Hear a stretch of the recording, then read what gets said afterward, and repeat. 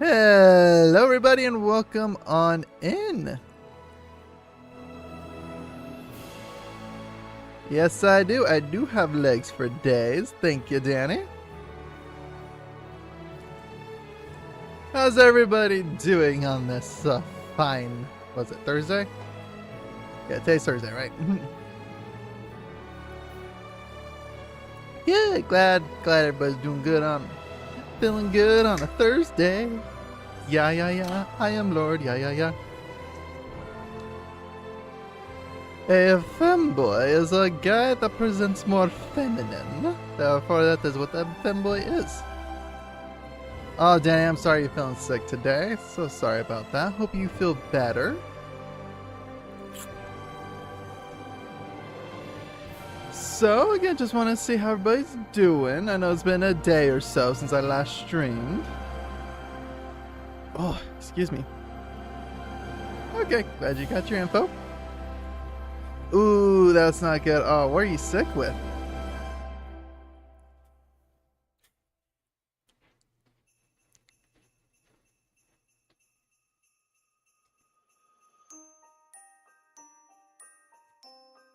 So, yeah, just what are you sick with? Because I'm trying to think. Oh, I am so sorry about that. That is not fun. Yeah, no, I just remember when I had a pneumonia where, again, it's just like all the liquid went into my lungs and I really couldn't breathe. And every single time I took a deep breath, I was like coughing and I was spitting out just phlegm, mucus, just all this nasty stuff. It's not fun.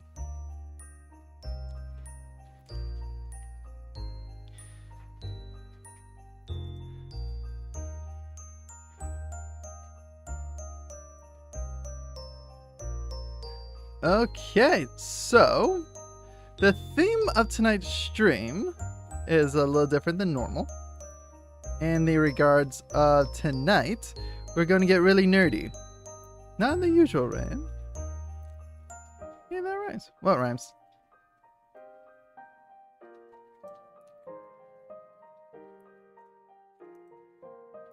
The theme of the stream? Oh, okay. I guess I can hear it.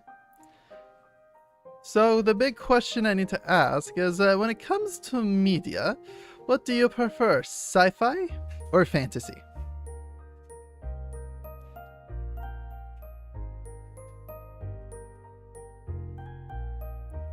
Actually, I'm gonna do this.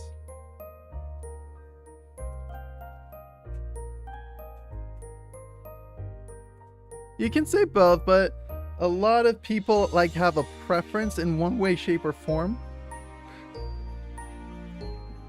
Like, they lean one way or to the other. Like, I do like both fantasy and sci-fi, but I would skew myself a little bit more on the fantasy end. Because I think magic is cooler than some technology.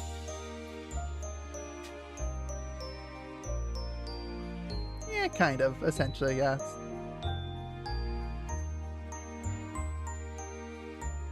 I say, and again, it actually could depend on the specific sci-fi world. Like Dune, yeah, I would say is just actually even Dune doesn't use lasers and it's still sci-fi.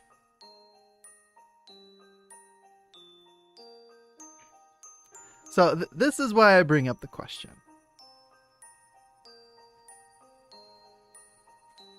Cuff on my fists and take you both out. Good luck with that. Because you gotta understand, I've been sick most of my life. I built up an immunity.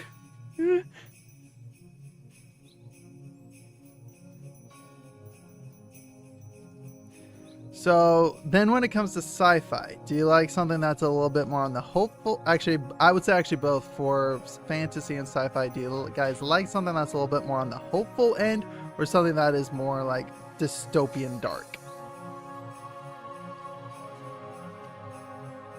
Or a bit of both.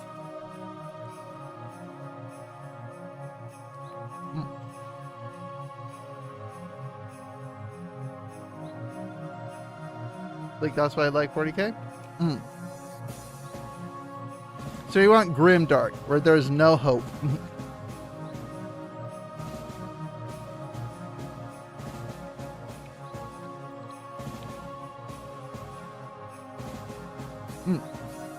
Sorry, finishing up some of my dinner.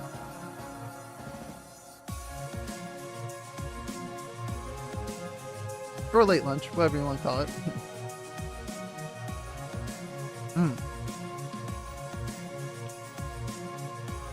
So what about the bleak and darkness of the 41st millennium is it that you like?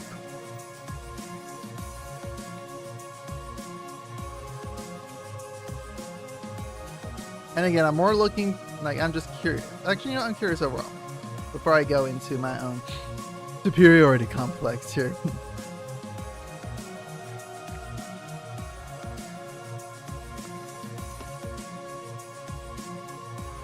Because to me, what I like in 40K, again, is actually, again, it is the faction that's gotten beaten and beaten and beaten back.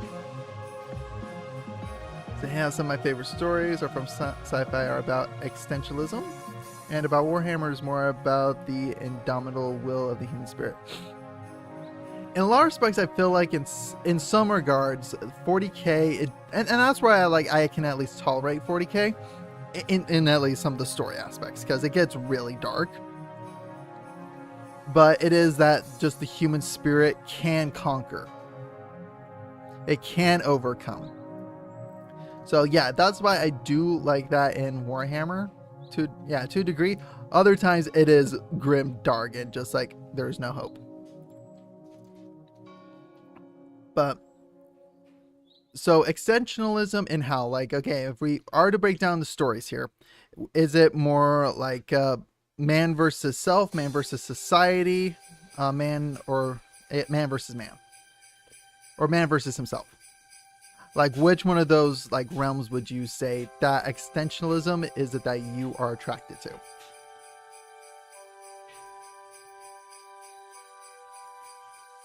Because I know for me personally, for a lot of the stories that I tend to gravitate more towards, if they have a strong sense in man versus self, that is where I go into it.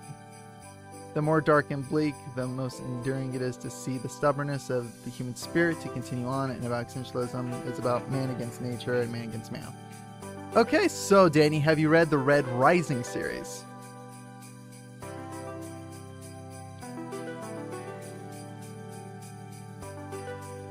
All right. Okay. Do you want me to go ahead and pitch? Yep. Okay. So this is why this is part of the reason why I wanted to do this, is because I want to be able to pitch books that again, I think at least most people would kind of enjoy. Hello there. The YouTube algorithm recommended you for the first time, so I had to come because of book talk. Yes, we're talking about fantasy and sci-fi, science fiction.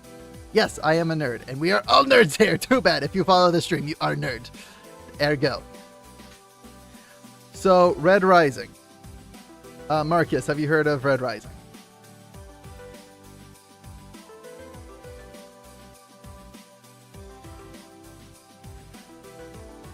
So, to put it in perspective, okay, the way I kind of explain it a little bit is the way it is explained, the entire society has an entire hierarchy based on colors. And based on the colors is like where, again, human advancement, human evolution has come forward, has created a dominant race. And the ones at the very, very top are the golds. These are, I would equate it in Warhammer as to like your space marines. These are guys that are bigger, but this is more bigger due to pure natural evolution. They really haven't gone under the knife. In fact, they take pride in the fact that they themselves are just these amazing hulking individuals. Too bad. We're like, perfect. I love being a genuine nerd. So this is my kind of community. Perfect. Welcome on in. So golds being the top, they are, and again, it is very much taken from Rome. Like that's their inspiration, is very much Roman Empire. At the very, very, very bottom are the reds. The reds are basically, they are the slaves. They are the slaves of the society.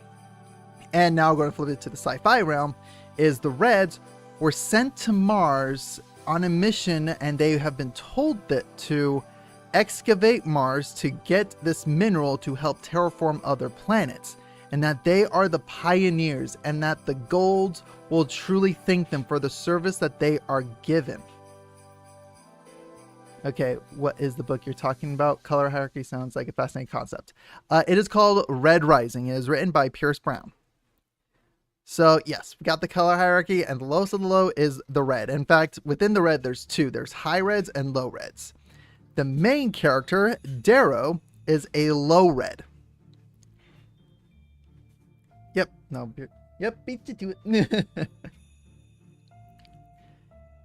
And Darrow learns about this from his wife, Io.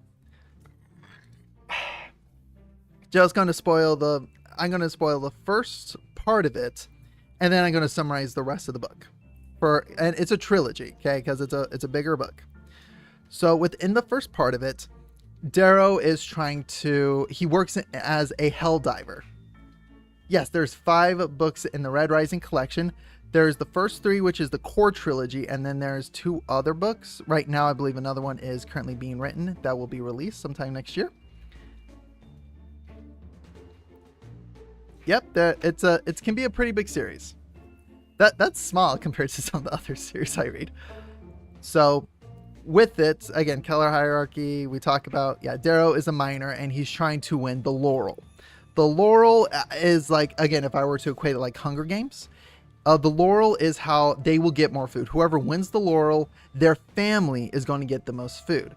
So Darrow's competing hard as a hell diver to try to mine the most minerals, mine the most of this, I want to say Helium-9 fragments that allows for miner, like hi-ho, it's off to work we go. And technically he is a miner as well. Another good fantasy book. It's a lot of interest, government structure. Watership Down, rabbit politics can be quite fascinating, you know? Yeah, okay, I need to check that one out. I'll dive into the fantasy side after I'm done talking about Red Rising, because the one I do want to talk about, it is very expansive.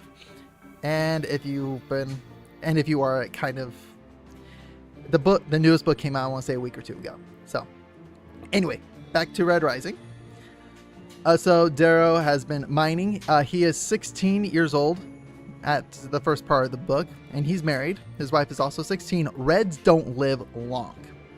Reds, on average, live about 20 to 25 years. So most of them get married around the age of 14 or 15. In fact, that's like technically like their middle of their life, when it comes to that kind of scale. Hello, today is Nero-sama's birthday, and she has a new YouTube model. Very cool. Oh, and thank you for whoever activated my wings. Melly, he wanted my wings. So, anyway, getting back to the story. So after mining, he's like, I know I got it. We've earned it. We got this. So he's pre-celebrating, and another family gets the Laurel. It's the same family that has gotten the Laurel the past 100 times. Where may I find Red Rising? You are good at advertising, as I come and check it out. Red Rising you can actually find on Barnes & Noble and Amazon.com. So you can buy it at bookstores. Actually, I will bring up the cover here in 1 second. I say it's got a big red wing. And honestly, I love a lot of the characters in the book, and that's why I want to fanboy about this for a bit. It's because I've seen some of the most beautiful art, and I'm just like, love it.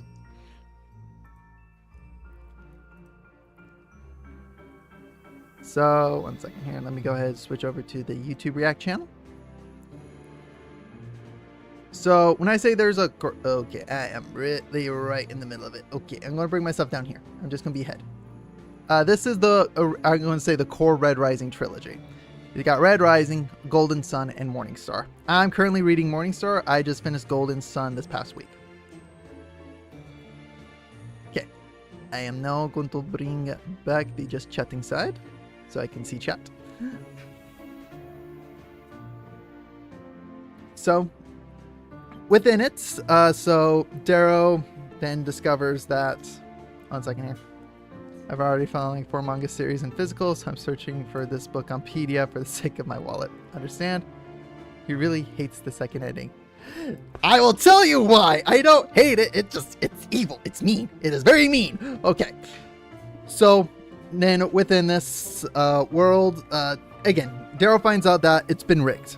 That this family will always receive the laurel. And so to actually try to comfort him, his wife Io takes him out to a pasture, and this is where they start discovering the truth. The covers look like the Dune covers. Originally, I thought it was going to be similar to Dune. Yes, as you can tell, I get very worked up. So, wife takes him over to this field, and they look up at the stars, and then they realize the planet's already terraformed. They have been lying to the Reds this entire time.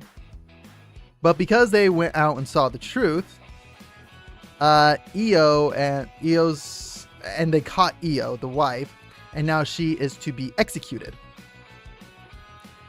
And Darrow's doing everything he can to stop the execution, and this is kind of the dark twisted part in this world.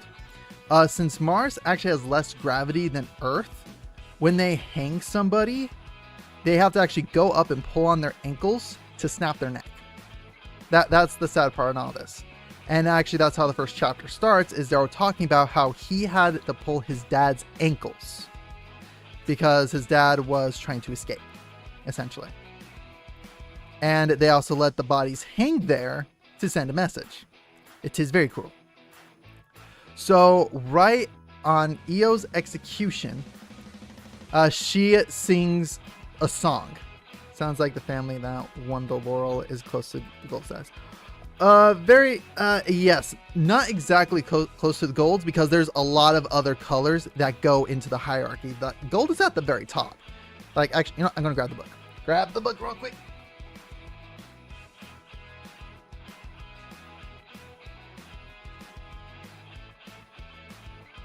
Golden Sun actually has the hierarchy in the cover of it. So yeah, you have the golds at the top, then silver, white, and copper. Those are like the nobles. Oh, it would go so hard, especially like with the Reds cultures. The Red culture is very much based on family, song, and music. Like, they actually have a dance and a song that's illegal because it's actually telling the history of the world. So yeah, gold, the fiercely intelligent rulers of humanity. Silver, innovators, financiers, and businessmen. White, priests and priestesses who oversee the ritual functions of society. Copper, administrators, lawyers, and bureaucrats. So it's mostly like, it would be more, they would be closer to the coppers, and the coppers are like, oh, we'll turn a blind eye as long as you're able to make quota. And then you have the middle class of blue, yellow, green, violet, orange, and gray. Then the lower classes of brown, obsidians, pinks, and reds. Reds is the lowest. So a gold, the gold senator of the planet, again, the family is Augustus. So class struggles and segregation, essentially, but in segregation in what they do.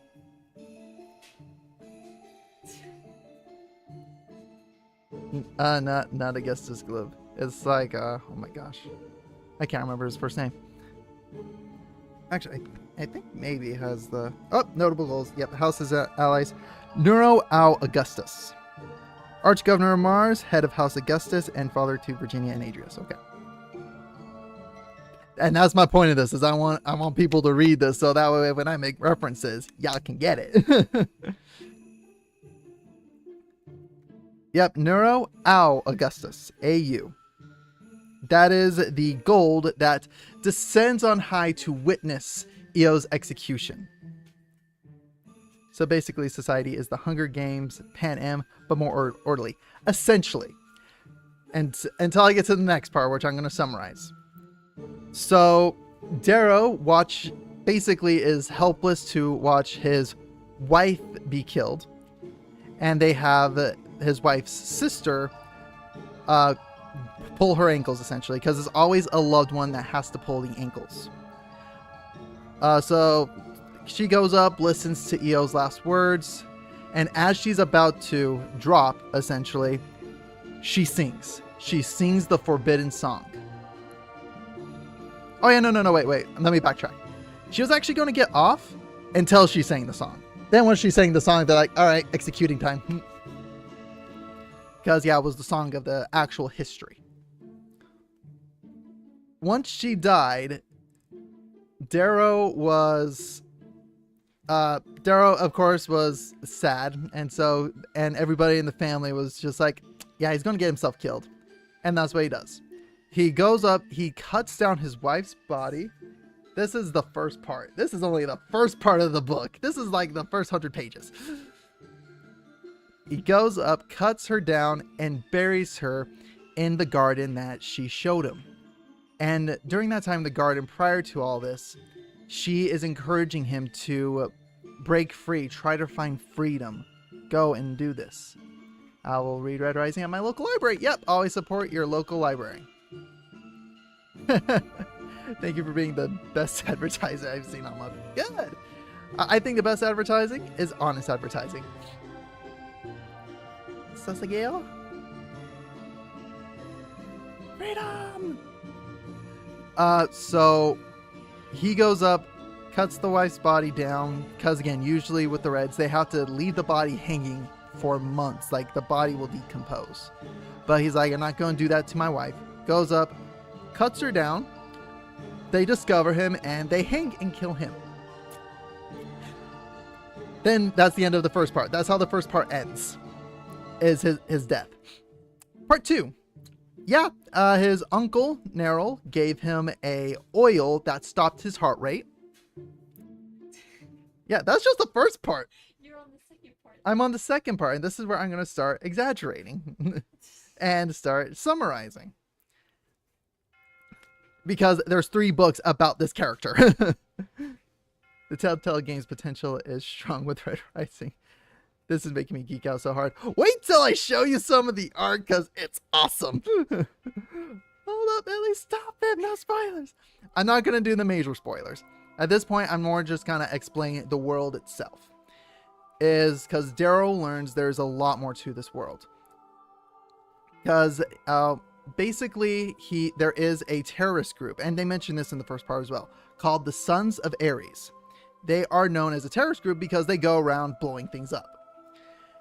He gets saved by the Sons of Ares, and the Sons of Ares have a plan. They are wanting him to infiltrate to be a gold. Not only be a gold, but send him to the Institute to be called what's called a peerless gold, which is the top of the golds. They may take our songs, but they will never take our freedom. Yeah, I believe that is a quote from the book.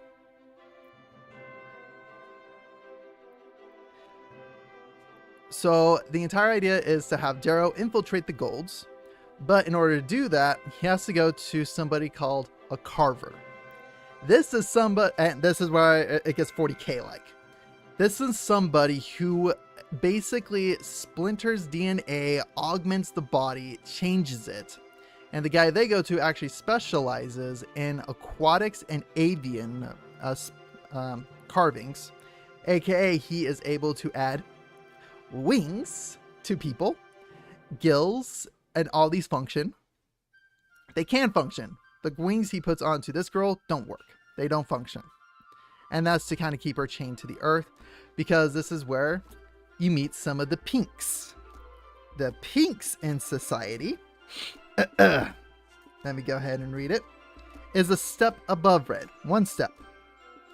Unparalleled in beauty, they are bred and trained for the physical arts of pleasure. Essentially, the pinks work in brothels. That is what the pinks are. Because, yep, they are unparalleled in beauty. They are bred and trained for the physical arts of pleasure. They are trained to be prostitutes. And this is where it gets dark. Is that they are part of a place called the Garden. And essentially, they will know pain until they have sex, essentially. This is where it gets really dark for them. And that's where you're getting into the dark, twisted side of this. Again, you don't really follow the pink story, but it's good to just know this as part of the world. Oh, you're actually making a Braveheart reference with that quote? Yeah. Well, that's basically it too. So Darrow goes through, gets carved, and they carve him into being a gold, which is highly illegal. And then they put him into the Golds Institute, because this is a school for golds to become top of the top. And that's where they learn the hard truth. It's an anthology book with an overarching story. Overarching story? Yes, so to speak. So, once he gets into the Institute, they learn what the Institute really is. And this is where it turns into like Percy Jackson. Because all of the golds are then adopted into Roman god houses. And each one of them has basically like each of the house, the people who select them are portraying themselves as like the gods, so to speak.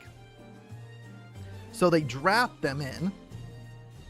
And he gets drafted into, would you know it? House Mars, along with several other golds. Yes, pinks are essentially sex slaves. Yes, that is 100%. That is it. Plain and simple. So, at the Institute, they get all drafted into different houses. And the main goal of the Institute is that within the house, you're trying to raise to the praetor, the captain, the leader of the house. And then you're going to try to conquer all the other houses in the Institute, and whoever is able to do that basically is the winner. It goes on until there's a winner. And this is where it goes hardcore fantasy. We're talking like they are then taken back to the dark ages of weapons and tactics. Like they have to use swords, they have to use like knives. They have to use all that stuff. It's like Dune's Goals, but more gruesome. Yes and no. Let me see here. The Golas, again, it depends. Like I know with the axolotl tanks, it's more like they are then bred into this. Whereas carving, it is more like surgery. They will hack and they go into the skin and attach there. Is there a character with a spear? I like spears. Oh, wait till we get to the fantasy series. Then I got a perfect character for you. Because he's my favorite character. So that's kind of the summary of the first book in Red Rising. Is Darrow then infiltrates the Institute. And basically overall he's able to do what needs to be done. Gets to the top, and then at the very end I won't spoil the ending. Book 2, however, Golden Sun, I'd say kind of turns more into like the space battles, where it's more full-fledged war. It is house battles, house civil war, that kind of stuff. And the reason why the end pisses me off is because it ends with him being captured.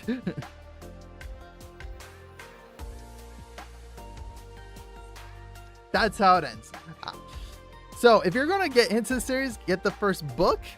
Then if you're like, I want to read more of this, get books 2 and 3, because at the end of book 2, you need book 3, because you will just keep going saying, no, that's not how it ends. I need more. You need the closure. It does not give you the closure. I'm telling you this because you need the closure. You need books 2 and 3 at the same time.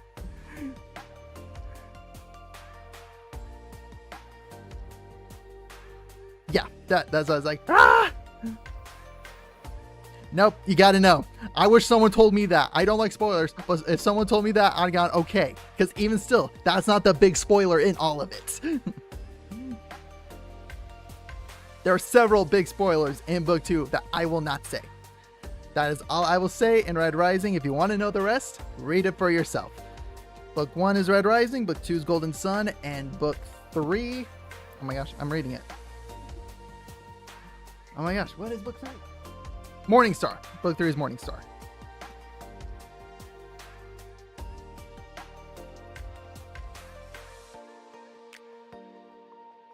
Wish listing Red Rising as we speak. Perfect. Now we're going to get to the fantasy portion. Now, what do you guys know about the Cosmere? Have you guys at least heard of the Cosmere? Go ahead, bunk me. Okay, Danny's got nothing. Nothing on the Cosmere. Bunks for spoilers. And it's not a spoiler. That's a tease. Okay, that is a tease. A tease on a warning. The what? Okay, all right. Let me see if I got my PowerPoint for this. This one would require a PowerPoint because there is just so much to this. Okay, so I am going to actually it would be easier for me to do this. So the Cosmere, I'm going to equate it as the Marvel Cinematic Universe of books. In the regards of it's all by one author, and he has, oh my gosh, you know what? I'm going to list how many books he's written and go down the list, okay? Because the dude writes and writes and writes. So the author is Brandon Sanderson. So, you know what? I'm just even going to bring up his website. I mean, the name Cosmere, it's spelled Cosmere. And it is a universe of books, okay? Like, here, let me go ahead and bring you over to the screen. And I'm just going to make myself a wee bit smaller. He wrote The Expanse. Brandon also finished the Wheel of Time. Oh yeah, no, like, okay, so the Cosmere books, like, these are just like the series, okay? Cosmere now? Oh, heck yeah. Yeah, good, okay. We're going to go in deep. We're doing the tip of the iceberg here, okay? Piggy here, friends. Correct. So, reason why I bring this up is currently I'm reading book 5, the last book of the first arc of the Stormlight Archives. Oh yeah. Oh, you know, I'll show the Red Rising art real quick. So here are some of the characters. I'm gonna say this is Darrow. This is Mustang. This is Severo, and this is Victra. So just beautiful art. This is a character named Ragnar. He is an obsidian. Oh yeah, no, seriously, Brandon Sanderson, he gives so many good tips, especially if you want to know right magic systems. Oh, good criminy. The dude, that's why I follow the books. So, here's a Rage Knight of Fishner. Yeah, Fishner. Albarca. Cassius Albellona. Like, again, I love this art. My favorite character in this entire book series is Severo. Severo, aka Goblin. Just because he is the funniest dude you'll see. He's the funniest, most, like, again, he's made me cry. Now, back over to the Cosmere. Brandon Sanderson, just so you get an idea of how much he writes. During COVID, okay, in the year of COVID, he wrote 4 books. 4 books. In 1 year, just because he was bored, okay? This dude writes so freaking much. Like, okay, so main series that I'm going to kind of obsess about is actually going to be Stormlight Archives and the Mistborn series, okay? So Stormlight is his epic story. Oh, yeah. What's up? What's up, Melly? Why are you giggling?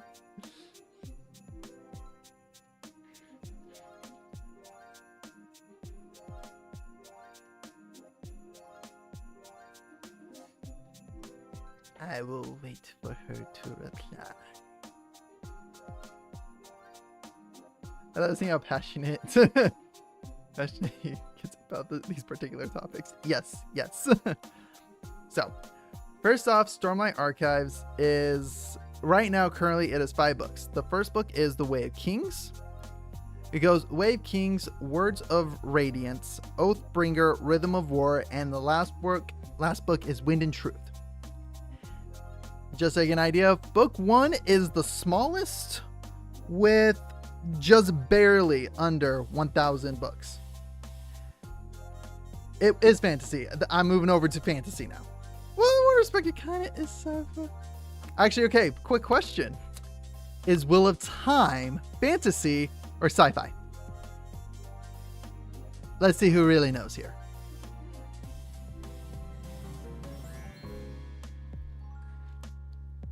Is Wheel of Time fantasy or sci-fi?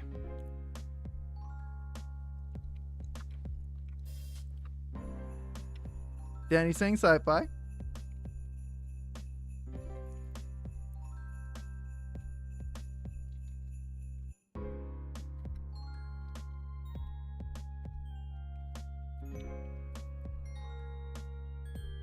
Would be the perfect world for an open world RPG.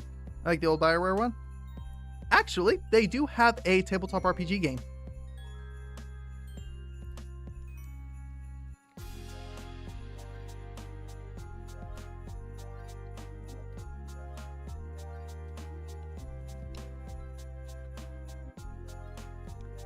So here, I'll show you some pictures of the Wheel of Time.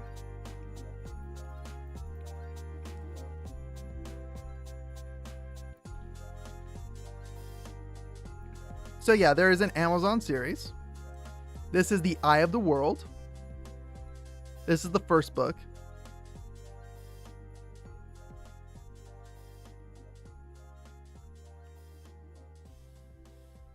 So given the art, in fact, this is from the Amazon series.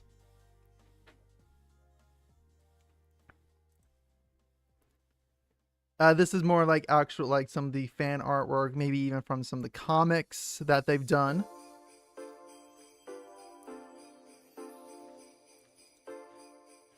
And I personally feel like that. And there's the wheel. The wheel weaves as the wheel wills.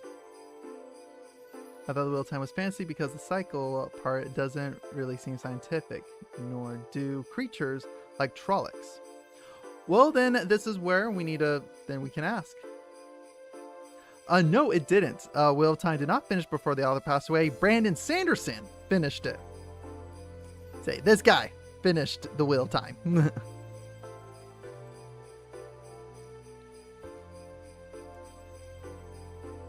In fact, actually, let's go through. Yep, see here? Robert Jordan, Brandon Sanderson. Robert Jordan, Brandon Sanderson. Robert Jordan, Brandon Sanderson.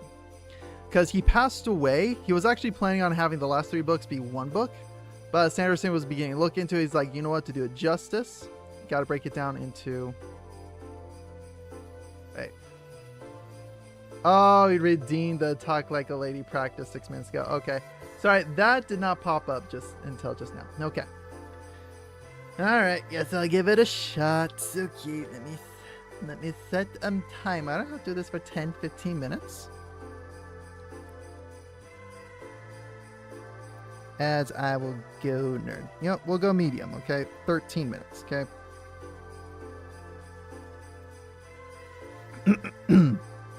Let me get some water to prep, because I've been talking a lot. Okay.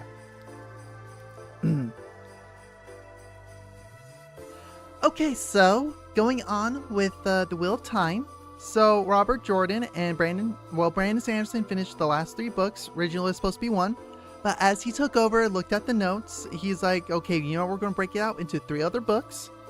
And that's what he did. With the last book, one of the chapters is quite literally, again, audiobook wise, 7 hours. How close was Sanderson's vision to Jordan's vision of the series beyond separating the last book into 3?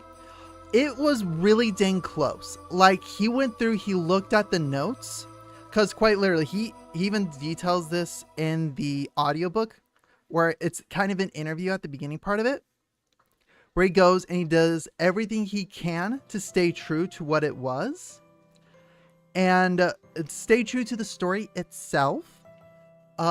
Only thing he did is he put it into his writing style.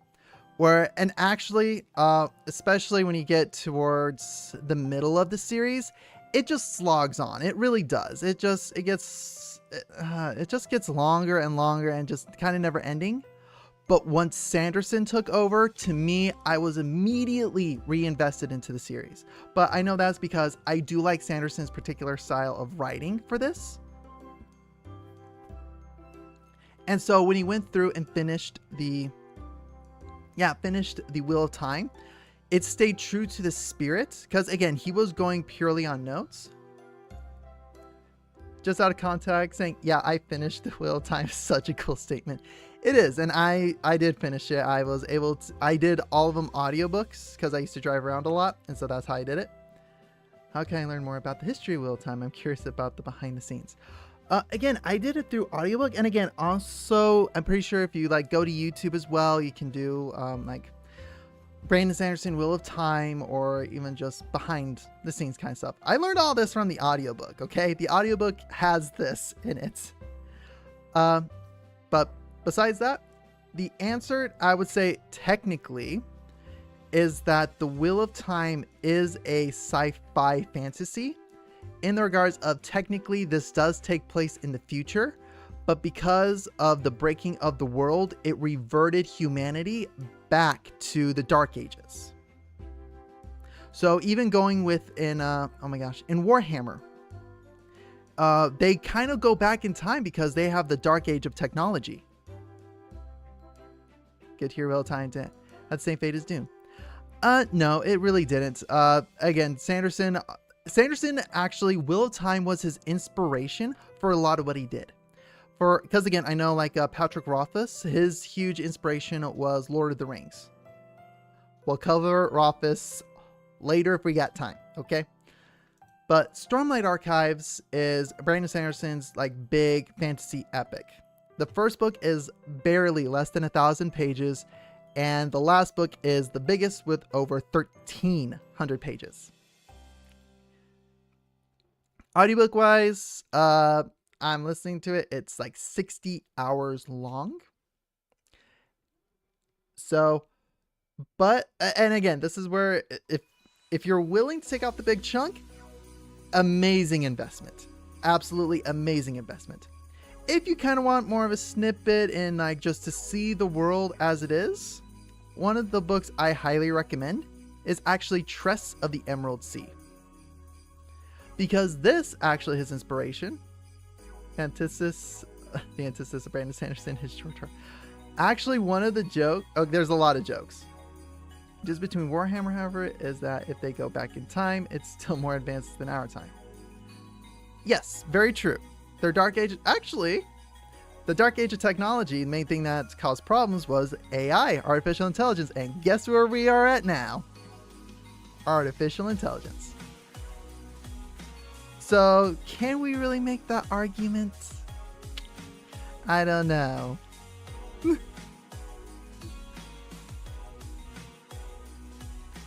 Say we are developing war robots. And can't do fingers. Again, I think you might be surprised. Most of the AI we deal with on a regular basis is just like the normal programming kind of stuff like ChatGPT and that kind of stuff. But we got robots. We got robots that are that are starting to have AI. We're getting there. And again, that was the Dark Age of technology. That was right at the start of it. Is right where we kind of are. But anyway, Tress of the Emerald Sea. The inspiration actually comes from The Princess Bride. So with The Princess Bride, the main reason why it comes from there is during COVID. Okay, 1 second. If we're at fantasy, I want to say this. If you want a good book that combines fascinating lore, humor, philosophy, definitely read. Yes, I've read Discworld. I get Discworld's fun, and they're one-off books. They are fantastic. It's fun. Use daily language models.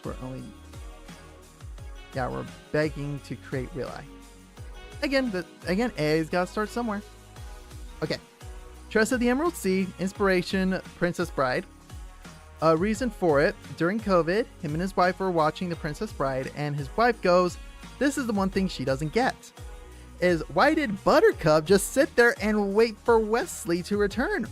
Or when she heard she was dying, why did she do nothing? So that's what Kind of Trust the Emerald Sea is about.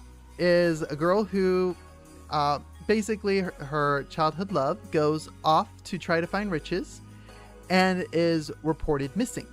So she's like, okay, I'm going to board a pirate ship and try to find him. And that's essentially the story of Trust of the Emerald Sea. The magic system is very interesting. It deals with spores and it is a sea of sand. To where actually, I can actually go to a YouTube video and show this. Give me one sec, because this is actually Sanderson talking about this. Sanderson. Sand Ocean. Here we go. I love stuff like it's actually this. This really kind of shows the science behind it.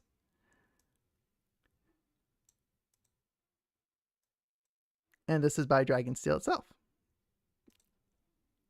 Hey everybody, Brandon here to introduce to you the first of my secret projects.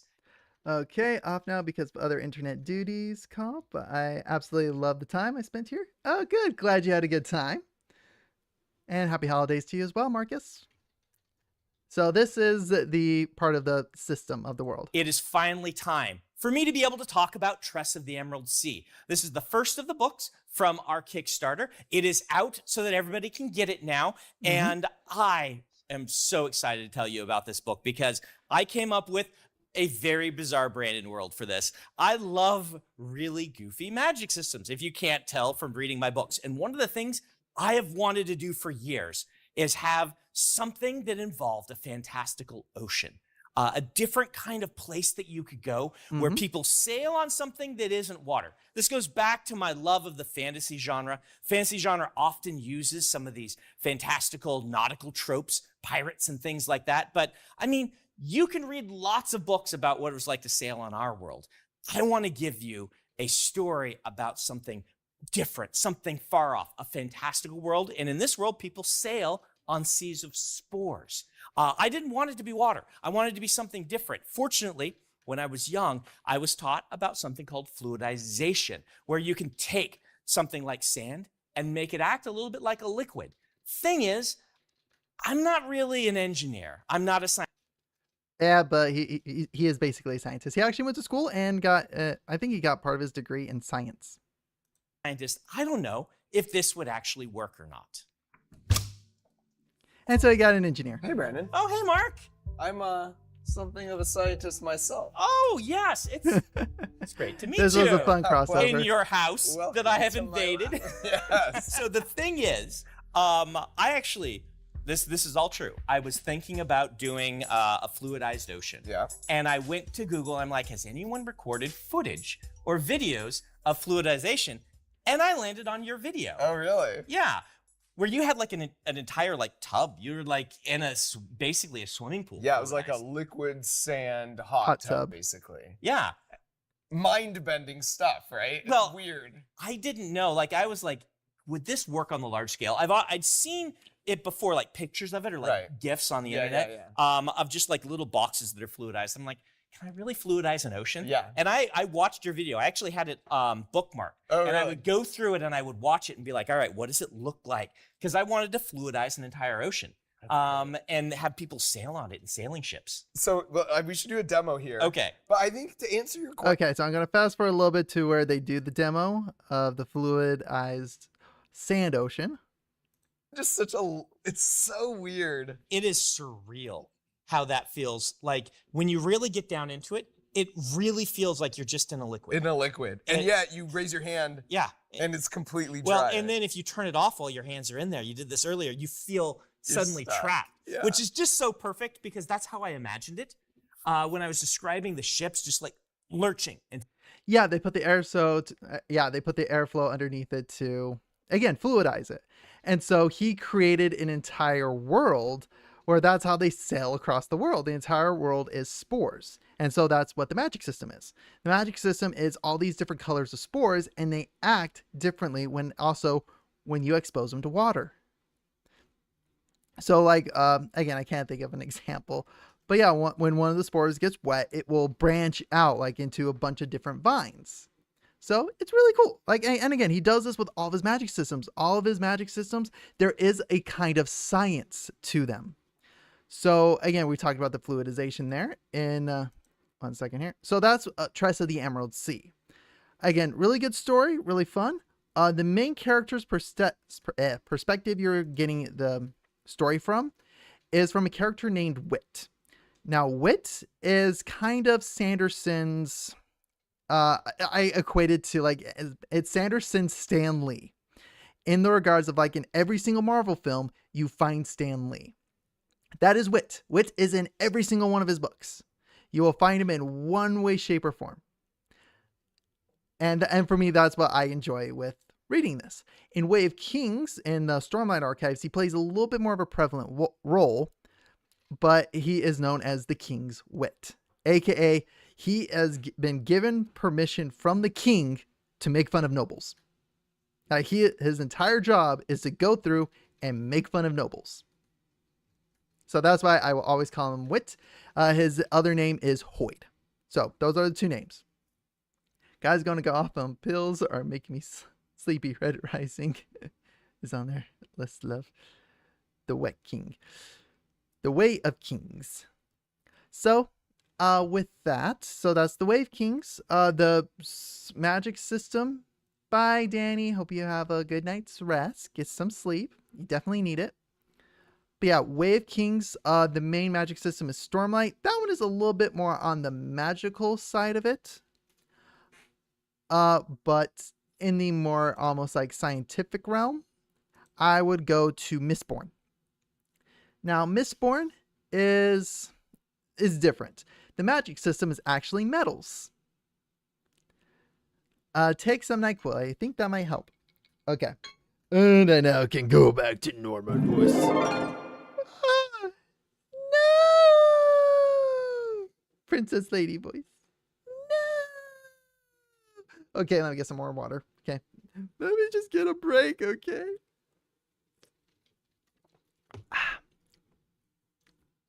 Ayo, you guys are bullying me. Okay, but this timer is less. This one's 10. This one's 10 minutes, okay? Okay. Okay, so the Final Empire, Mistborn the Final Empire. Yes, they are my ratings. That doesn't mean I like them. I gotta make them entertaining, okay? That's all it is. It's entertainment value. Oh my gosh, I kind of sound like Toad. Mario! Okay, so Mistborn's magic system is about metals. The Mistborn, I would say, it's like Avatar, but metals. Each metal does one thing or the other. There is a metal and an alloy. So, like, for instance, there is something called steel pushers, whereas the steel, I believe, is the metal, and then the alloy is... So steel pushes, iron pulls. Yes. Oh! And Mickey's a little bit deeper. This is more like falsetto, Snow White. That kind of thing. So yeah, all this is metals. One of them does a push, one of them does a pull. There was one that hides you from other misters. There's one that changes emotions, one that soothes, one that rage the emotions. Yep. Oh, no, it's not SpongeBob. SpongeBob's not here until he goes, ay.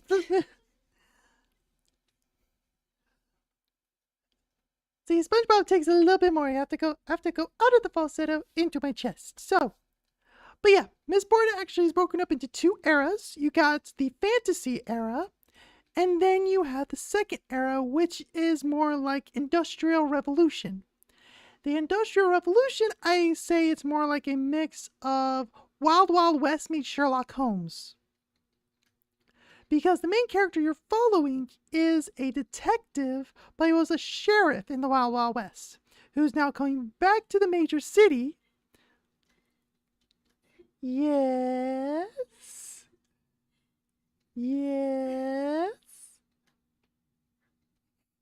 Millie is struggling really hard right now. She can't keep a straight face. Blitzy from Legends of Adventurous? Don't think I know that one. It is Mickey. Haha! But yeah, so the first book is called Alloy of Law. Second book is is Shadow of Self. Third book is Bands of Mooring. And the fourth book and the last book of the second arc is Lost Metal. Now, what's very interesting with this is that with these Cosmere books, they're going through time. They're going into different eras. So like Mistborn's next era is going to be the modern era. Of course. Alright, get some rest, Danny. But essentially, that is kind of the summary of all these books.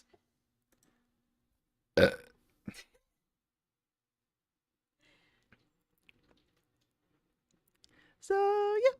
So that's Mistborn. That's, yeah. This is Brandon Sanderson. If anything, I love the art in a lot of these books. Just because he goes in depth. He goes deep into this. Yeah, book 2 is Words of Radiance.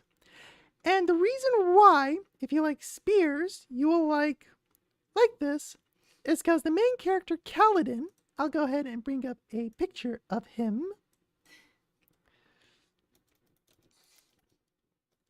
Kaladin Stormblessed. His main weapon is a spear. Like, here's some fan art of him.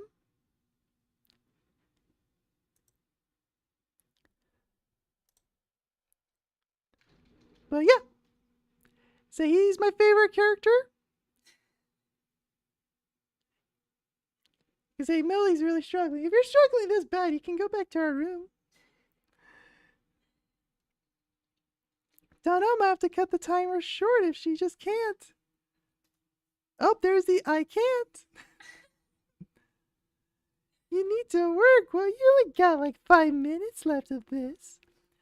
But yeah, this is Kaladin Stormblessed. He is a spearman. He's one of the main characters. Like, I'd say he is the main character of the book.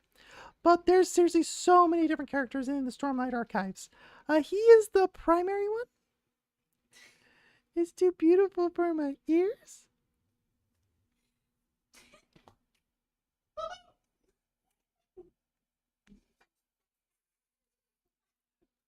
Yes, it was loud. Sorry, I had to go right up next to her and laugh. But yeah, that's Kaladin Stormblessed. And again, seriously, part of the reason why I really like this is that they tackle mental health in a fantasy world. And that is really cool. Which I'll dive more into that when I can talk more normal and talk more serious, because nobody's taking me seriously! So instead, UI. It sounded far as I thought Millie laughed like Mickey. Yeah, this was Sanderson's announcement to going. Or you can go to this. I've been lying to you. Like, this is how he starts it. I have been lying to you, and it is time for me to admit the truth. I know that what I'm about to say will disappoint some of you. Others will undoubtedly take joy in my forced admission here. But either way, I can no longer live with this secret. The last few years have been hard for many of us. These are strange times. In particular, these last years have increased pressure on me in difficult ways, emotionally and mentally, to the point that I could no longer continue working on my series and books as I always had before. As this pressure mounted, something had to give. I thought I could handle it like I always had before, but that proved optimistic. And so, the time has come for me to admit the truth. I've been lying to you. Over the last 2 years, I've acted with extreme irresponsibility. Because I accidentally wrote an extra novel, in secret. I apologize. I couldn't help myself. We all respond to pressure in different ways. I it might be said, responded characteristically. So how did this irresponsible event occur? Well, to explain that, I'm going to need to go into professor mode. You see, 2019 was one of those years where I overscheduled myself. What I told you earlier was true. Over these last years, 2019 in particular, I really was beginning to feel overwhelmed by everything I had to do. However, it wasn't the stories doing this, it was all the non-writing work, particularly the traveling. That is what is truly exhausting. You see, I keep notes on what I do day by day, and I've outlined for you my 2019. This largest block is writing time, and So effectively, yeah, 2019, he was able to really write as much, but then COVID happened in 2020, where that opened up a lot of time for writing, where he didn't just write one book, he wrote 4. So where actually, this is where he explains it. and with some random Brandon Sanderson novel. I wanted my fans to consistently have the opportunity to get lost in something completely new, something surprising, different from what you'd seen from me before. This is the mindset that created The Emperor's Solar Warbreaker. This extra writing time has become very precious to me. Before 2020, I'd begun to let all of these ideas just wither away as there wasn't time for them. I'd begun to think that, as much as I loved the big series, they would consume the rest of my life. So, call this the silver lining of 2020. Life has been tough lately, but it has also restored to me something very precious. And I might have gone a little overboard because I've written 5 extra novels in the last 2 years. Look, I know. Don't roll your eyes at me. You deal with isolation and quarantine in your way. I'll deal with it in mine. We all handle stress differently, okay? 4 of these are full-length novels of adult-oriented science fiction or fantasy. One is a middle grade story, written as a gift to my children, which I'll probably make as a graphic novel. We'll put that one aside for now, as I don't yet know how I'm going to present it to you. But that leaves us with 4 full-length novels. I wrote 3 of these as gifts for Emily, and 1 purely for myself. 3 are in the Cosmere, 1 is something completely different. I kept all 5 of these secret from my team until late last year. Then, So yeah, the dude writes and writes and writes and writes. 4, 3, 2, 1, normal. Okay. Okay, if this gets redeemed again, the time goes down. Yes, he writes a ton, and that's the main thing from all of this, is that the dude writes. Cause he that's what he does. That is his stress reliever. He relieves stress by writing. So now the reason why specifically the Stormlight Archives is very, very important to me, very special to me, is because of the way they tackle mental health. They tackle it in such a way that honestly makes me weep and makes me feel heard. From, again, Shallan, who deals with multiple personality disorder, to Kaladin, who suffers from depression, PTSD, to a lot of things from that. And that's why I love this story, is that it is instead turning at these people who struggle with these mental illnesses and turns them into heroes. That is why I love the Stormlight Archives. Don't get me wrong, some of the characters, and again, a lot of these characters I just absolutely love and enjoy. And welcome on in, Infinite Void. So again, I just absolutely love the Cosmere. I love the Stormlight Archive. And honestly, I love being able to read other books that dive into the Stormlight Archives as well. So this is the end of said fanboy session for this. If you guys want to know more, I can definitely dive into more on like the history of the Cosmere and a lot of the stuff there. But again, I just absolutely, and again, the dude has, oh my gosh, okay. Brandon's Progress, Moment 0, White Sands pre-writing, prose version, Words of Radiance Order. Yeah, Words of Radiance Order progress, Stoneward. Like, he shows his progress bar on all the books he's writing. The most recent one just came out, and again, I do love the cover art of it, which is Wind and Truth. which this is official artwork. Like this is, I'm currently around this point where this is Kaladin and this is Zeth. Yeah, this, like, the artwork behind this is just, this I believe is also some official artwork. And this is kind of funny. That scene's kind of funny. This was an epic moment in the series, which this is why I kind of like at least showing art. Is art kind of like is the best teaser for all of this. Epic moment in Words of Radiance. In fact, actually, mine and Melly's wedding photo have the colon blue, which is the blue here.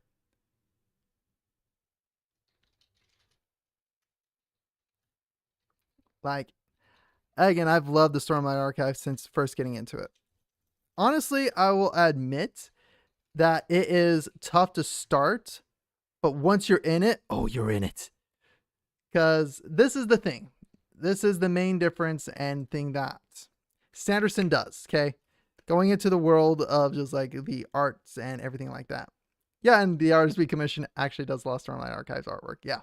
So when I mentioned just like, yeah, I want to have a colon blue kind of outfit, they're like, I got you. So, oh my gosh, where was I? Where was my train of thought with this? Sanderson writes a lot. That's always it. There's always amazing artwork. Like, seriously, his artwork for the stuff he does is absolutely amazing. And actually, one of his standalone from the Secret projects, Yumi and the Nightmare Painter.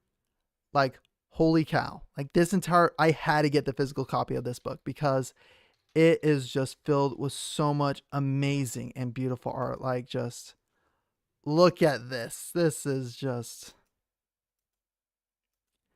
amazing.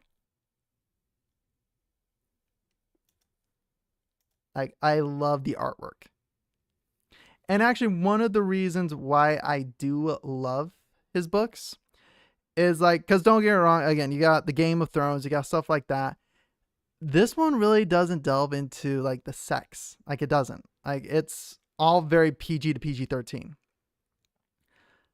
Like, he can't write grimdark. He can't. Is because as soon as he starts, it then turns into a hope story. Not like you see in The Witcher, not like that you see in Game of Thrones. That's how good his stories are. His stories are that good and that compelling. Is that it can stand on its own. Without the need of sex. And actually, Yumi and the Nightmare Painter is the first book where he actually delves into romance. Like, just look at this beautiful artwork.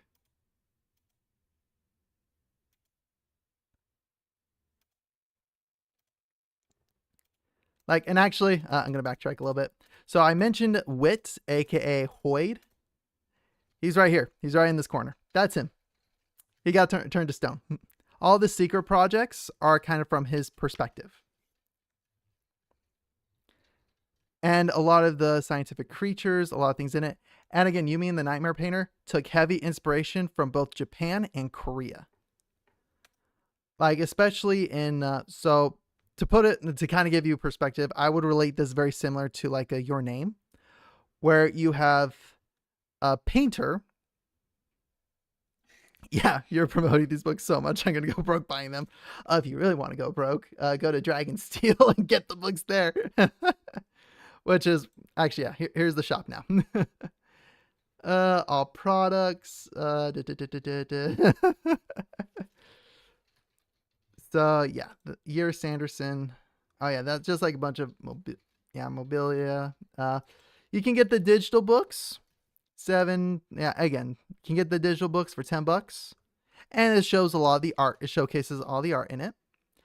But if you want the printed books, that's where it's preem. Like, it's nice.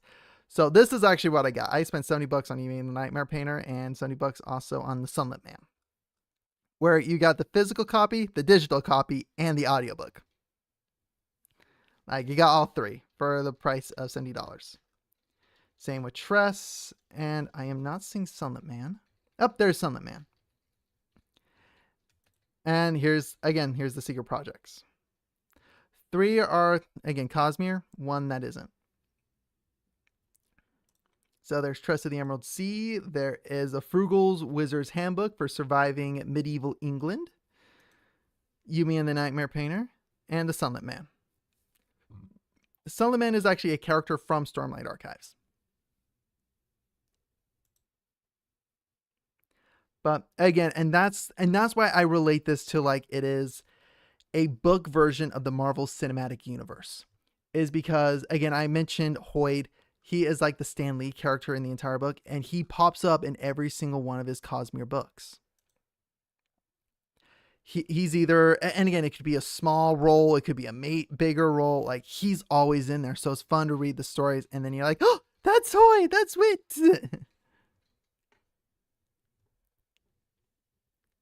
So, again, that is, I think I'm glazing Sanderson enough. And yeah, actually, and again, a lot of people have been glazing him. Actually, me and Melly watched a YouTube video just a while ago of this girl who let's see here. The Sanderson glazing is crazy. It really is, but it's warranted. Cosmere. Leather. Yeah, leather bound. Huge. Yeah, this girl made the Stormlight Archive books massive. Why is everyone like what she does is spiraling? Very cool. Like she actually makes them ginormous, like the size of like a suitcase. Here's the deal. We have been invited to meet one of the largest, if not the. So I'm just gonna skip to here just so you get an idea of scale. The leather, pack them back in their suitcase. Like that's how big they made the books. They got permission from Dragonsteel, their publishing company, to make one copy of each book. We did a lipped up in school today, and to our goofy teacher dressed up as Michael Jackson. Very cool. But yeah, she made. And now she made these. Like she got the printing permission from Dragonsteel to print one copy of each of these books. But yeah, she made them massive. And again, let that soak for a bit. Does whole process, makes the leather bound, paints the artwork that's on the inside cover. Like she painted that. All this is, yeah, like made all this. And yeah, the books are massive. Like just to get a side by side of all of them. Boom.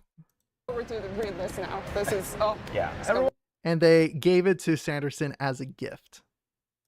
Check out Stormlight Archives to read it. If you haven't read it, you have missed something huge. That's amazing. It really is I guess just now it's back to Norway. The most awesome copy of the Stormlight Archive books that I have ever received. They are giant. They gave them to me, and we are all going to sign them now. The biggest book I've ever signed. Yeah, they are massive. Like, I think he even makes a jokes of just like when he's old and needs to have like glasses. Bro, the comparison to him. Exactly. Like, they are huge. Like, they are the size of suitcases. Like, Well deserved. like 1 second, let me. Like, one is in there. Just one. One of them is just in there.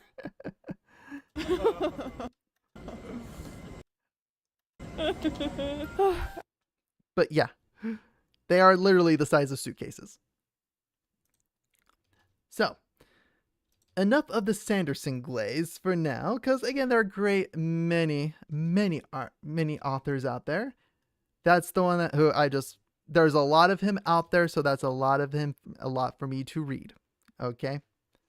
And I went with a Voron tradition of me having to listen to them. Which is why I make jokes. All right, so those are the main segments I want to talk about. The main two things that I obsess over currently has been Red Rising and the Cosmere. Now go ahead and put Christmas music back on.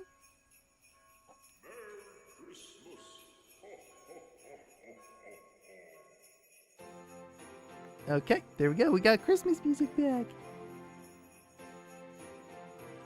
Yeah, Red Rising, I definitely one you can knock off. Like it's a good series. I finished the first book, finished the second book. I am almost 100 pages into the third book. And I'm only really able to read right before bed, so when I was finishing up the second book, I was up till like 4 in the morning.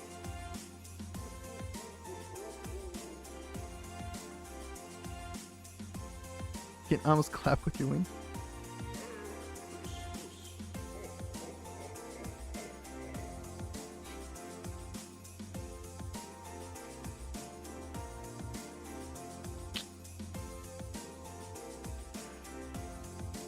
But yeah, no, I was like, I know I'm close to the end. I know I'm close to the end. And then I got to the end, I was like, I need more.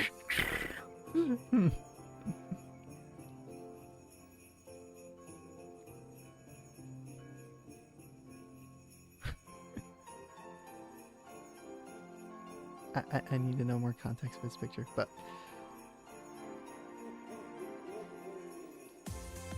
exactly, it was very much like, I don't need sleep. I need answers. I need closure.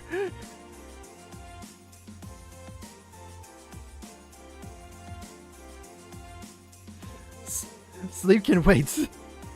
Must know if my boy's okay. Short answer, he's not okay. Long answer, he's really not okay. Where I'm at, he's doing better. He's doing better. He's doing better, boy.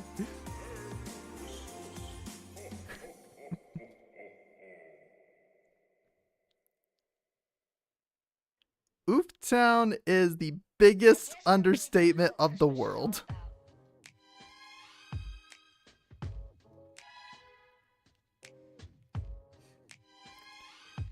He's in Oof world. He is the oof. He is the definition of oof. The shake. Scooby, correct. I know words. I know my redeems.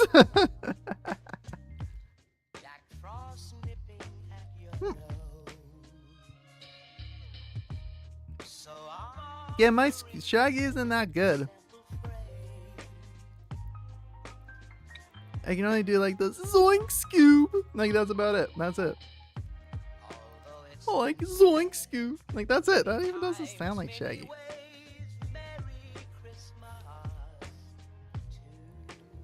Zoinks.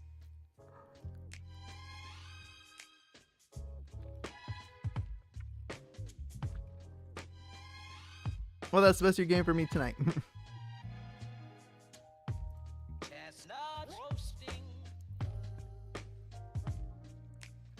Alright, so what else do you guys want to talk about? Fantasy, sci-fi?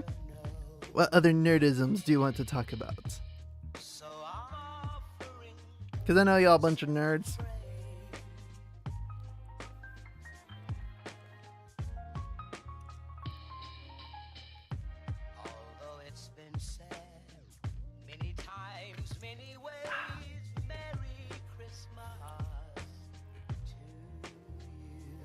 When you do the princess voice, you sound a lot like Bitsy. Who the heck is Bitsy?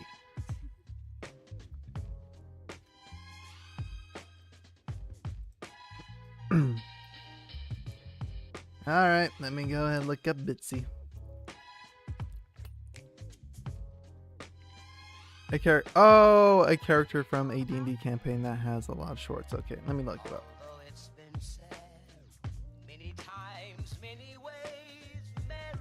Oh wait, okay. Okay, I remember Legends of Advances. Okay, actually for me it was the Cloud. It was the clown.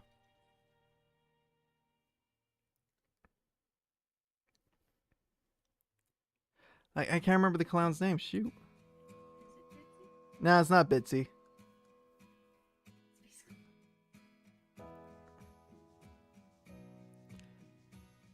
Okay, wait. Okay, I think I may have found a short. Bitsy. Yeah? You told us that your town was going to kick you out forever, and you don't even seem upset about that. They keep asking me to leave, and I didn't leave, and then they were gonna tell me to kick out, and then I was gonna be kicked out, and I was like, I don't want that to happen. Why? Why? I think it's the same guy who does the clown.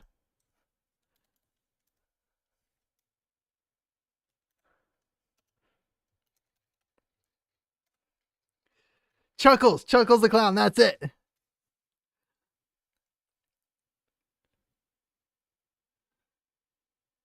Like, yeah, this was. You know what they say? What's good for the robotic basset hound is good for the hippopotamus, snake, space clown, living ooze, robotic pug. The classic saying, Red. I know you are a space clown, but now is not the time for jokes. There's always a time for jokes. Why did the mermaid wear seashells? She grew out of a bee shell. Oh my! I propose that we kill Chuckles. I'm in. Caboose, stop being such a good dude. Oh, just 2 more concoctions, sure, if we have time. Take all some of these ingredients. I have no idea what any of this does. Ooh, fizzy. Oh, how do I get that up? Here's a little bit of honey, a little bit of mustard. Mustard! Mustard? Let's not be silly. Lemon, on the other hand. I love these shorts. I love Chuckles the Clown so much. How about the mustard gas? There's a yellow mustard container floating. Yeah. You know what they say? Yeah, like, oh my gosh. I'm gonna commit some serious war crimes. I'm sorry, I'm gonna commit many. I will commit several war crimes. Like, yeah, no. I love Chuckles the Clown. I'll be wanted in every country. Okay, that's it. You know, we're just gonna look it up. Mustard, how about mustard gas? Chuckles, war crimes.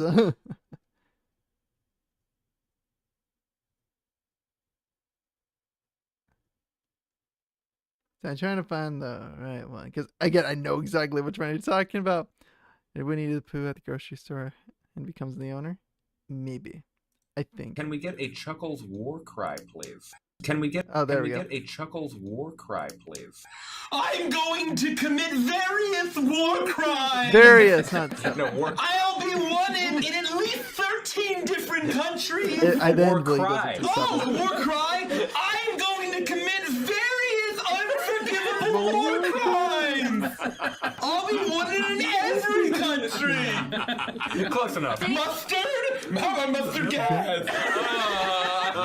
Geneva Convention, more like Geneva Suggestion. Come, my child soldier. Full metal jacket. Oh, I become a space warlord in the Outer Rim. That's what I was thinking of. That's the club that originally introduced me to Chuckles. Good old Chuckles the Clown. That is very psychotic but funny. So yeah, I at least know of a little bit of this. But okay, Bitsy, he's one. He's another character. I think it's actually by the same person who makes Chuckles.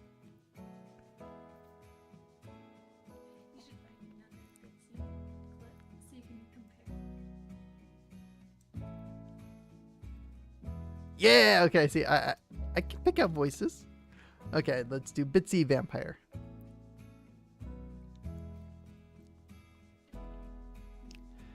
That's the suggestion it brought up.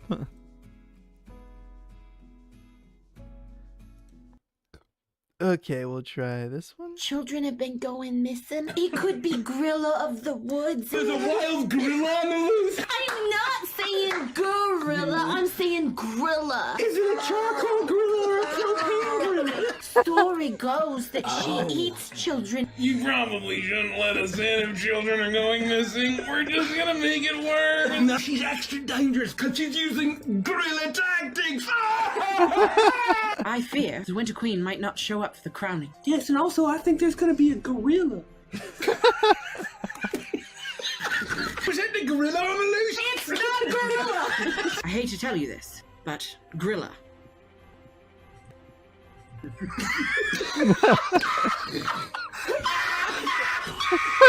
Gorilla. Children have been. Hopefully that gets you excited for Saturday, babe. Saturday is our D&D session, our first one. We got our characters made. We did our session 0. So now we get to actually do our session. And we're sticking OG 5e. Not this 2024 crap. I say crap in regards to just like I hate what it's done to D&D Beyond.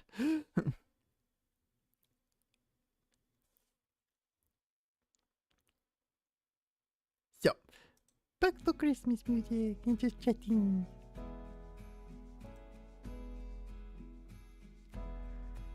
Oh, okay. Yeah, my face is sore from smiling and laughing too much. Can you do Penny the Woo? Penny the Woo? Maybe. Let me see what I can say. Penny the Pooh. Grocery store. Okay, since it's about a minute, let's do CEO Winnie the Pooh. All right, sir. The quarterly projections are looking at poor profit this month. We're gonna have to do some downsizing. Oh, bother. I'm already pretty short. I don't know if I could afford to lose a few inches. Sir, we're not going to shrink you literally. We are going to need you to pick which department to fire. Oh, well. I mean, we better get them some sunscreen first. No, sir, we're going to remove them from working here. We're forcing them to quit. Yes, that is right. I don't want to do that. You have to, sir. How will they afford honey if they're fired? That's mean. We're going in the red if we don't get rid of people. It's just how it is. But it's awfully rude. If you have a better idea, I'm willing to hear it. Give everybody honey. Excuse me? Give everybody honey. I'd rather they be happy than lose their jobs. That's mean. We would absolutely go bankrupt at this time. Please? I'm gonna regret this, but I can't say no. I just can't say no to them. Okay, for what appears to be no reason at all, that actually worked. And I'm now going to the bathroom to cry over the monster I almost became. Don't forget these tissues. Thank you. Oh, Bob's fridge!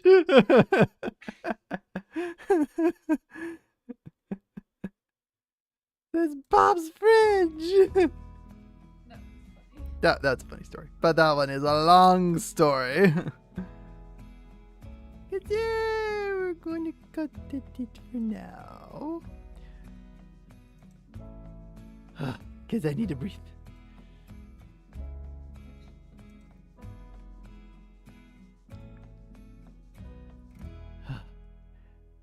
I'm just worried about doing several of these things because I know it's already going to be copyright hits.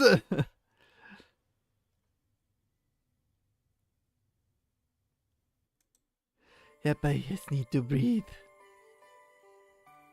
I just need to calm down.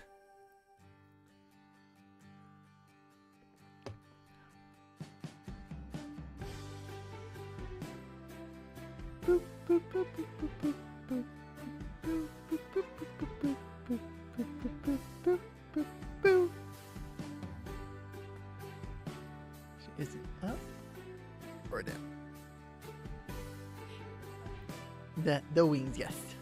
Because I know left, like moving left to right. I do not have a Christmas model. The closest thing I got is my Christmas starting soon screen, which I will just switch to it and then I'll switch back to just chatting for a sec. Yeah, maybe in the future, but this is the best I got so far.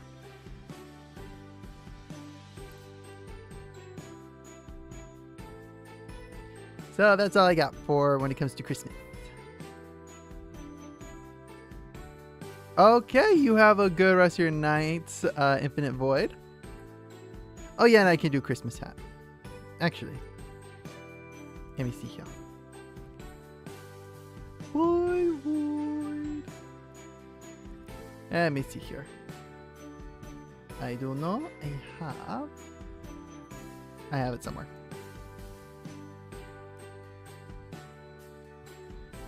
I got that one.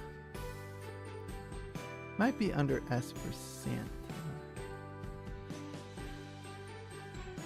Oh, also got like some Christmas. Oh, it might be under X for Christmas. Yeah, Christmas blanket. Up there we go. There we go. Let me go ahead and shrink that down.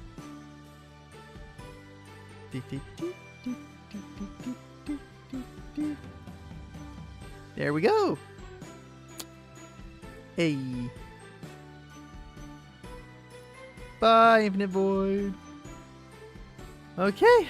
You know, I think we can wrap this up here in just a little bit.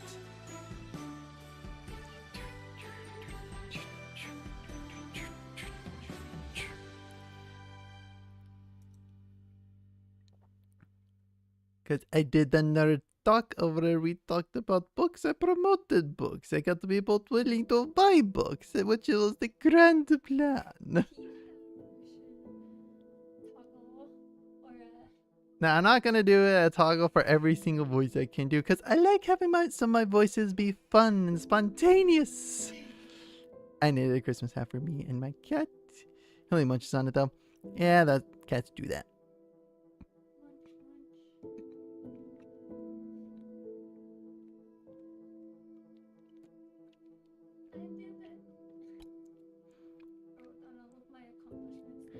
Good job, baby. It is quite delicious. I'm good.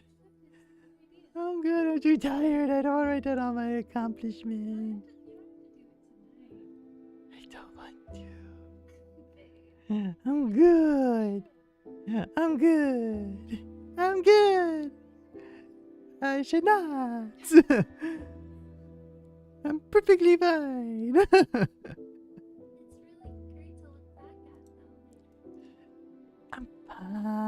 Everything is fine.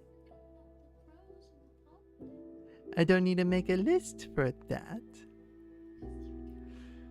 Now you're gonna hit us with it. Use Ezra Garnet, get 10% off your first book.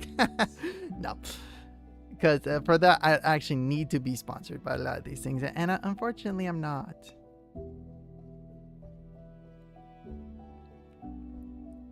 I wish I was.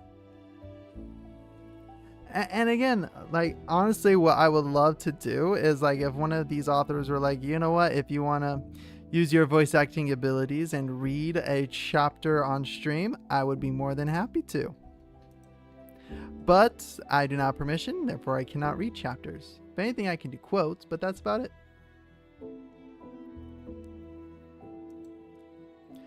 Just because if you think music copyrights are strict, books are even more. Like, if you read more than a paragraph, they can get you for copyrights.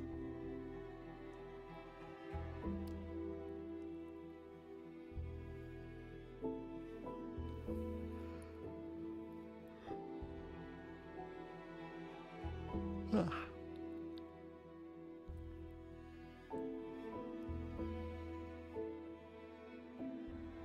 Oh, actually didn't know that. Yeah, no, seriously.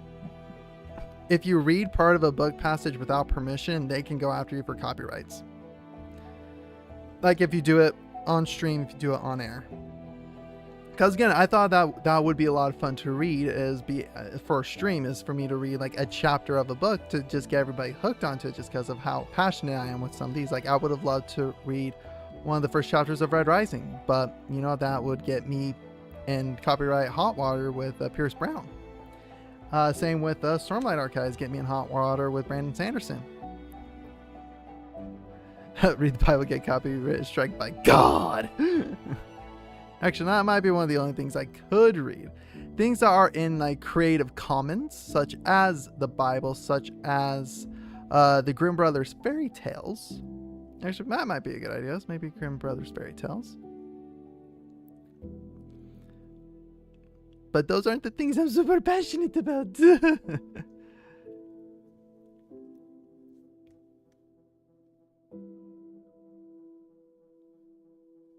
But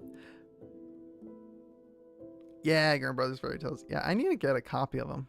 Actually, I might add that to like my Throne wish list, or just wish list in general. Because man, I need to get the Grimm Brother Fairy Tales. I really do. But yeah, anything that's in like Creative Commons or like, is that open for, again, copyrights? If they've exceeded past their date, like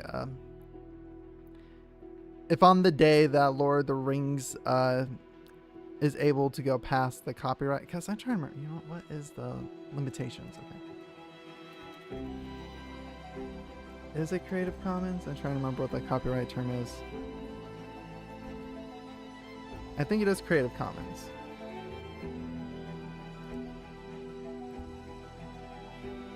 Because I want to say like Winnie the Pooh has entered. Oh yeah, and then Steamboat Mickey has entered. It's not Creative Commons, is it? I'm trying to remember what it is.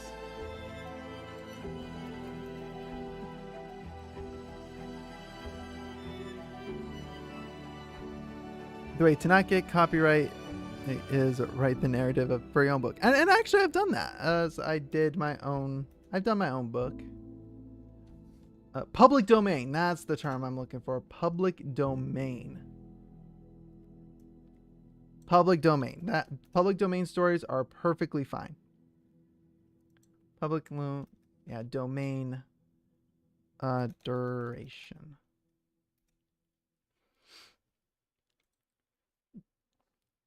So works published after 1978, copyright protection lasts for the life of the author plus 70 years. So 70 years after Tolkien has passed away, Lord of the Rings will enter public domain. Essentially. And work published before 1923. Works entered the public domain at the start of the 95th calendar year of the publication. I think in JJK. Yeah, Lord of the Rings. Yeah, that's why I kind of brought that up. So, actually, let me go ahead and bring up another tab. Tolkien's death date was 1973. So, actually, I'm going to do this. And the limitation was 70 years.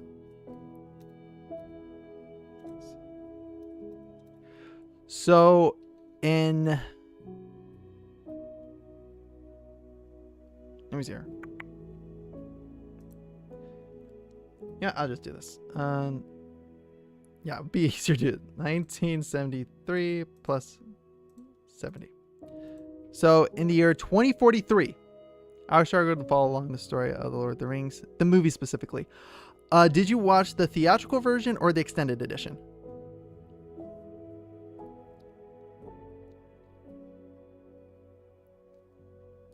So yeah, in the year 2043 is when Lord of the Rings will hit the public domain. Technically. There are other ways to like kind of push it beyond. Extended, because Dad's a big fan. Okay, well, yeah, that's the thing is like extended edition, when you're really paying attention to it, it covers a whole lot more. It goes into a lot more depth to where, again, theatrical version, I struggle with following along because especially in Two Towers, it jumps so much. But the extended edition of Two Towers, oh my gosh, that helped fill in so many gaps. Same with Return of the King. Return of the King extended edition really helped fill in a lot of the gaps.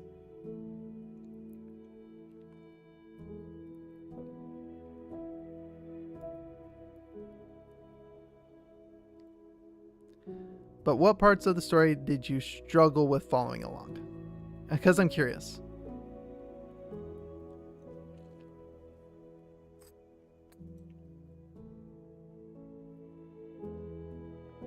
So actually, no. Wouldn't be 2043, it would be on the starting, it would be in January 2044. So yeah, 20 years actually. In 20 years, Lord of the Rings will hit public domain.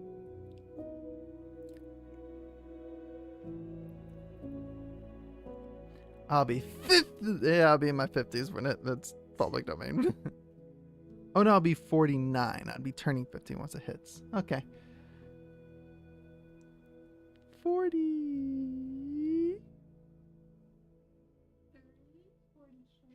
Yeah, 43, 44.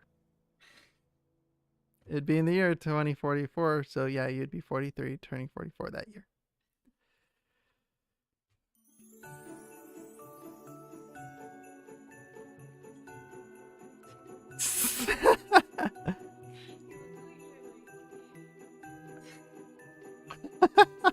Oh my gosh, I looked like the holiday movie characters, like oh no, just the way the eyes and everything was moving, just like the old Rudolph, like the red-nosed reindeer shows. That's what I reminded myself of, especially with the Santa hat. But you know what I'm talking about, right?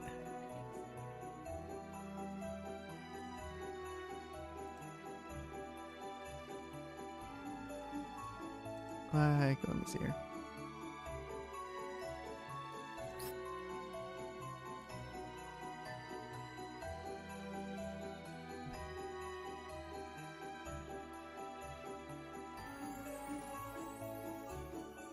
Yeah, I mean, up until Gandalf freaking dies, I'm doing fine, but then, I don't know, my brain just kind of connect the stuff. I don't know the things that happen, but they have no cohesion in my memory. Yeah, kind of from that point on, it's just kind of like they're flowing through it with very light coverage. Where, you know, they're running away from the orcs, or the Uruk, or the Urukai. They're running away from them, and then, yeah, Saruman basically unleashes the Urukai, the orcs that can actually travel in daylight. Because that was the thing that kind of stipulated in a lot of Tolkien lore, was that orcs they would turn to stone in sunlight. Same with trolls and basically all of Sauron's forces. They would turn to stone in daylight. So they're being chased, and orcs are able to travel during the day and night. So basically they turned into super soldiers, super orcs. So they're on the run, they're trying to hide, and that's the thing. They're trying to run and try to hide and keep the ring hidden, because they're trying to sneak the ring into Mordor so they can destroy it. So essentially that's what it is after the Fellowship, when they break up, everything else is kind of a diversion to keep Saruman occupied while Frodo and Sam make their way to Mount Doom. That's essentially the story. And again, it's actual wars, like actual battles that need to be fought, like the Battle of Helm's Deep, everything with Rohan, and then all the things on Minas Tirith in Return of the King. So basically it's like, while all that's happening, that is acting as a cover to keep Sauron's focus on them, while Frodo and Sam sneak the ring into Mordor to destroy it. That's kind of the simple storyline of it. But as to the subtle nuances, there's a lot of, like, I can say, some racism in the regards of elves and dwarves, like specifically with Gimli and the wood elves that they run into after going underneath the Moria, when they escape after Gandalf's death. So then from there, then Gandalf's whole rebirth thing is Gandalf is essentially, oh my gosh, I'm trying to remember what they're called. I'm just going to say the wizard race. The wizard race, they can be reborn. And so Gandalf gets reborn. And since Saruman, who was originally Saruman the White, since he's now over to Sauron, he's working for Sauron. They need someone else to fill like the white role, like white being like the pure role in the pantheon of the gods. So Gandalf the Grey becomes Gandalf the White. So That's at least Gandalf's whole thing. So, yep, Gandalf the White. Because for them, it's like the color system, it's based on the hierarchy. Yep. Gandalf the Grey turns to Gandalf the White, so when in the Two Towers you see him come back, is because he has been reborn and is reincarnated as Gandalf the White, because Gandalf the Grey was killed after he killed the Balrog. And so he gets reborn, rebirth, and basically reincarnated, essentially. I think that's a better way to do it. But just, he's like, hey, I went to heaven and then I came back.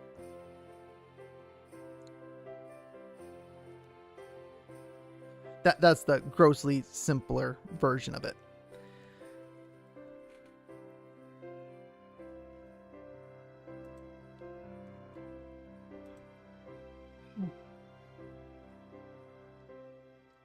Exactly. It's like, sup, I was dead for a second. But again, and the thing in the film is just like, he's just like, yeah, okay, I remember you.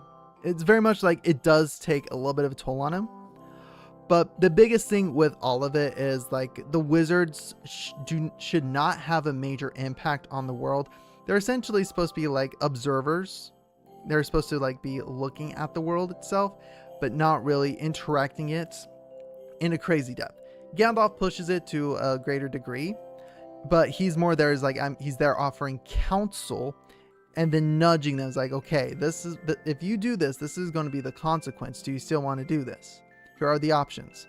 Which is like, prior to going to Moria, he's just like, okay, we're going to do everything we can to avoid going into Moria just because there's a darkness that dwells below.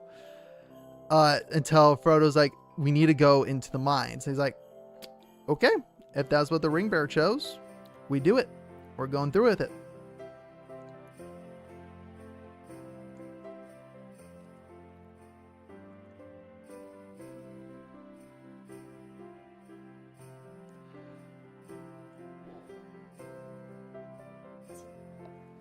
Not sneezing. It was a yawn.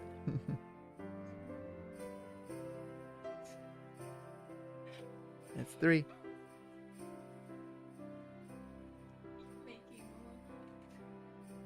Do I need to make one up to have an excuse? No.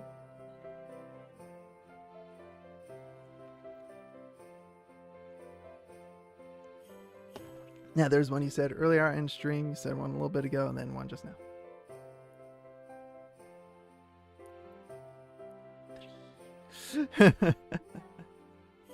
So, but anyway, guys, I think that might actually be a good place to call for this just chatting stream for tonight. Nah, I'm kind of running out of stuff to talk about.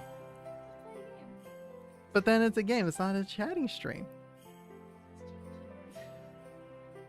Nah, it's getting a little eepy, getting a little tired. But yeah, I'm gonna probably call that it for tonight, guys. I will try to stream tomorrow. Let me quickly see what I have on the schedule for tomorrow real quick. Gonna say it may be a little bit later. Oh, thank you, Hansel. Thank you for coming in for just a little bit.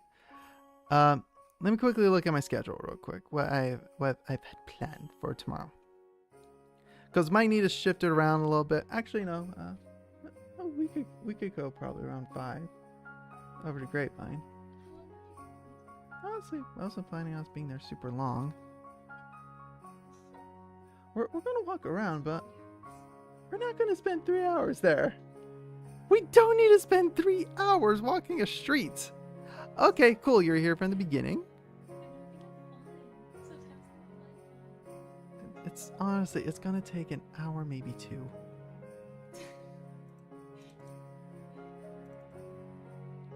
Okay, let me quickly look at the social. Let me look at the schedule. 2024. They are always watching. Yes, they are. So again, tomorrow night might be a little bit of a later one. Exactly. So that's why we gotta get our apple cider. And we're gonna walk around just as it's getting dark. No, we're not staying there for 3 hours. Why do you want to stay there for 3 hours? We're just walking. I don't want to walk for 3 hours. We've been in those stores. You're going to get tired of it within an hour. Yes. No, it's not going to be that long. It really isn't. 3 hours is 3 hours. It's half my shift at work. This is still work. I'm still walking.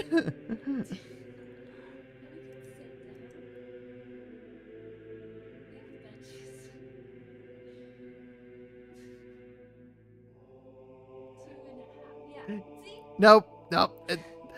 3 hours is not a walk. That's a hike. No, 3 hours. Anything beyond 2 hours is a hike.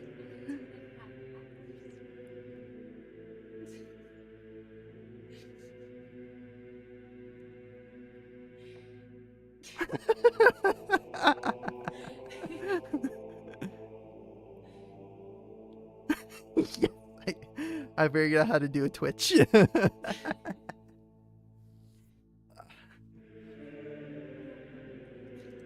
No, we're not gonna be there that long, okay? It is long! 3 hours is long!